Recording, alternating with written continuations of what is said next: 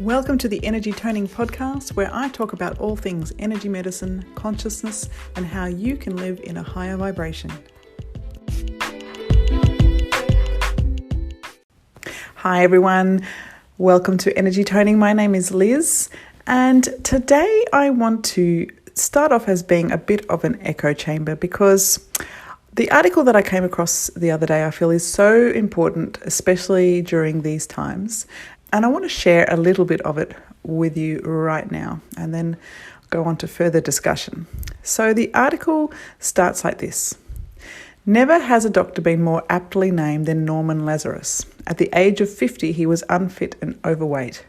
He was heading squarely towards an old age rattling with pills and replete with any number of lifestyle-related diseases associated with aging, from diabetes to heart problems and high blood pressure. Then one day at lunch with his wife, Lazarus looked down at the bulge hanging over his belt, put down his fork and decided that enough was enough. He lost weight, started to exercise, embraced life with new vigour. Now 84, he still works as a professor at King's College London. He has no age-related diseases, is medication-free and has a theory backed up by decades of research. And then unfortunately from there it goes into a paywall, so that's all you can see now. But when I read it, it wasn't behind a paywall. But I just want to say there are not enough stories like this in the media to inspire the population into decisive action. The truth is most people are capable of turning their life around like this and living a robust old age. Still somehow we've accepted that as we age we naturally get decrepit, have to be on medications and die of some disease. And many fall into thinking that because they are in a healthy weight range, they are healthy. This is not always the case. It really doesn't have to be this way.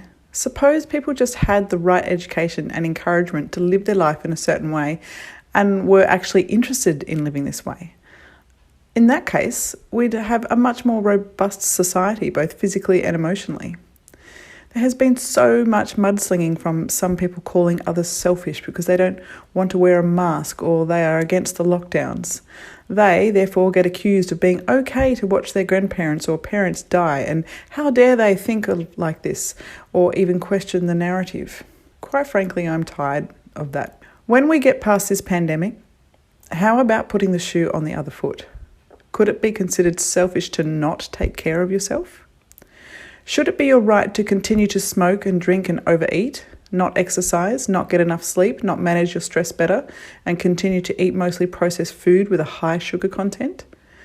Should it be your right not to take measures to change your lifestyle when we all foot the public health bill for this? What about the people who rely on you to be healthy, such as your family? By being insistent on not making healthy lifestyle changes, you are letting others down. And even if you don't have people depending on you, society depends on you even if you think it doesn't. We're all connected. Now, I'm not saying that there are not genuinely vulnerable people out there who, through no fault of their own, are sick or are in a compromised health condition. Life happens. But moving forward as a society, we can't continue to live the way we have been if we expect to have resilience, health, and mental robustness. Suppose we continue to lock down as soon as we have a few virus cases and all of us have to keep making drastic changes to protect a few. Just look at what New Zealand is doing now. They have 4 virus cases and they're locking down all of Auckland. In my opinion, this is how you weaken society as a whole. This is not what happened to the degree it is happening today in past pandemics like the Hong Kong flu. Social isolation is a killer. Economic hardship is a killer.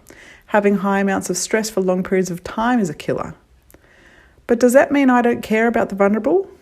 Of course not. I care about society as a whole and I'd like to see it generally way more healthy than it is. So with all this considered, what 2 things could you do to build resilience during this unprecedented time so you can walk out of this lockdown stronger with more mental clarity? What 2 things have been proven to greatly enhance your immune system, relieve depression, balance your hormones, manage stress, help you feel good about yourself and help you see life more clearly? If the side effects of these 2 things were a drug, they'd be the hottest selling drug on the market. The answer? I call them daily bookend activities. Allow me to explain. These activities are part of a lifestyle, not something you do for a while. You do them until you're dead. So what do I mean? Well, the first bookend activity at the beginning of the day is where you exercise for a minimum of 20 to 30 minutes. Not just any kind of exercise, I mean exercise that makes you sweat and uses your muscles in functional movement patterns at the same time as getting your heart rate up. Exercises like kettlebells or bodyweight exercises, which are Pilates based or include resistance bands combined with some stretching on alternative days. Exercise is always best done in the morning for the most health benefits because of the metabolic impact. This is the first bookend activity of the day. Now, I hear you say, yeah, I know we're supposed to exercise. Tell me something new. Well, I want to say, are you doing it every day? Using your muscles and actually sweating? For exercise ideas, you can download for free Les Mills On Demand to get started with exercises such as CX Works, Body Pump, Body Balance. There is a paid version, but there is plenty to get started within the free version. Or find kettlebell apps which take you through a series of tailored exercises. Or try CrossFit. Or just go and find an online personal trainer who specializes in an area of exercise you are interested in to help you. Lack of information is not our excuse. Our excuse is we say we don't have time, or we're too old, too tired, too unmotivated, too whatever. But everyone can find 20 minutes in the morning. If you've not exercised at a high intensity like this, or are very out of shape, you're going to need some guidance. You may need to see a physiotherapist, osteopath, or a knowledgeable personal trainer to sort out the muscle imbalances you've built up over the years. They'll help you to be able to move in free and painless ways, but to also check in with your doctor to get the all clear too. It will be challenging. But what is your alternative later on down the track? Something that is more painful if you don't make a change. And the second bookend activity at the end of the day is meditation. Mindful meditation, to be exact. Mindfulness is an evidence-based practice to get your stress more in control. And you might not know it, but stress is one of the biggest killers. The physical impacts of unhealthy levels of stress for long periods of time are numerous. Try the app like Headspace or Insight Timer or other mindfulness-based apps. Or feel free to subscribe to my email list and I'll send you my own guided meditations for free each week. Link is in the description. So just to finish up, exercise and meditation is not a cure-all, but it certainly makes a huge impact and can be the difference between living a long, healthy life or having a shortened lifespan with misery and lifestyle-related disease. Add in proper nutrition, which supports gut health, to this bookend activity combination, and the benefits are exponential. Simple truth, powerful impact. So that's it for today. Thanks for listening. Hopefully I've motivated you to make some changes that you've been thinking about making, or maybe just encourage you more to do what you're already doing.